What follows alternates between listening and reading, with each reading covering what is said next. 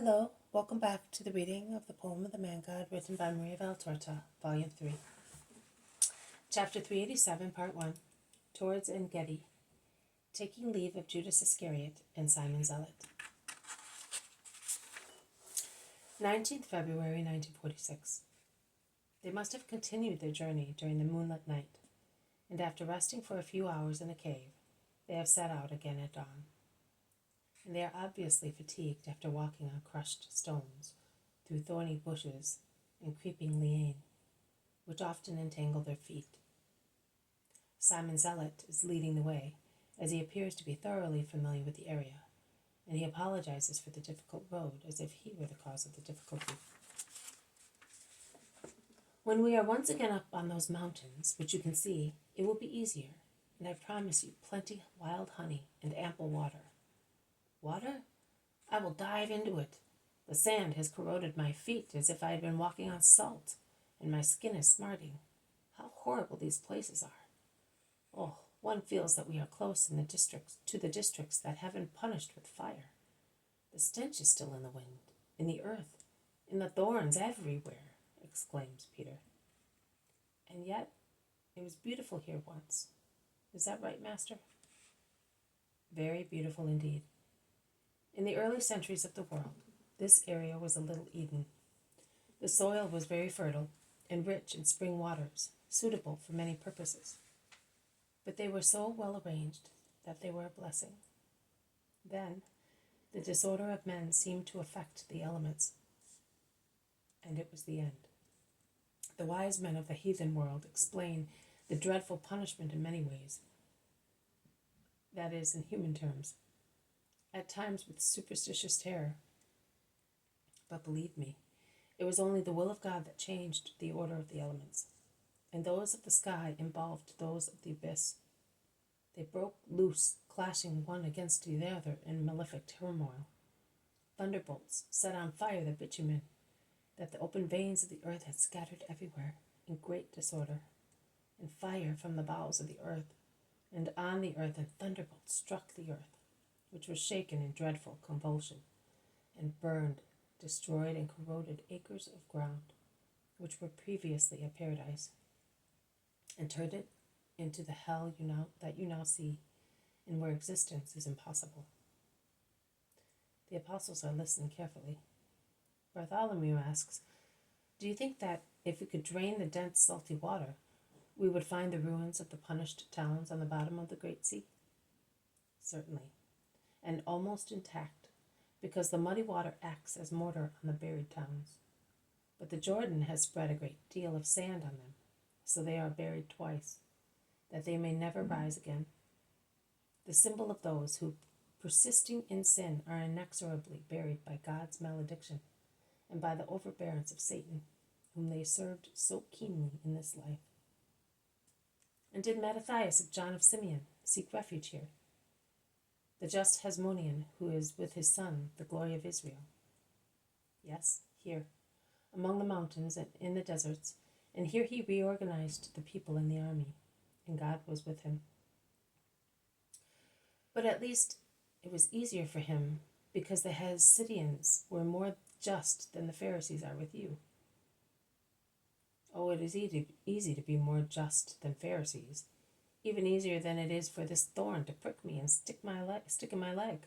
Look here, exclaims Peter, who while listening did not look where he was walking and is entangled in the thorny bush which has made his leg bleed.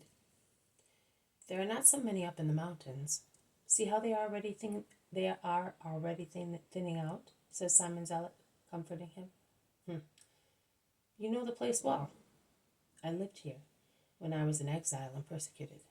Oh, in that case.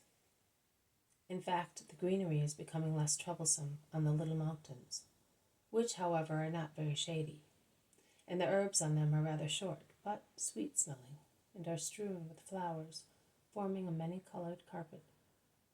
Bees suck them, and then fly to the caves on the mountain sides, where they deposit the honey in natural hives under curtains of ivy and honeysuckle.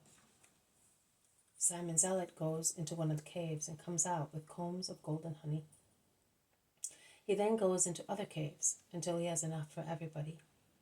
and offers them to the master and his friends who relish the sweet trickling substance. I wish we had some bread. It is delicious, says Thomas. Oh, it is very good also without it, much better than Philistine ears of corn. And let us hope that no Pharisee will come to tell us that we cannot eat it, says James of Zebedee. They eat while walking and arrive at a reservoir, into which the waters of some streams flow, and are then conveyed I know not where. The water that overflows from the basin is cool and clear, and it is protected from the sun and from pollution by the vault of the huge rock in which the cistern has been dug. It flows down into a tiny lake in the blackish, silicious rock.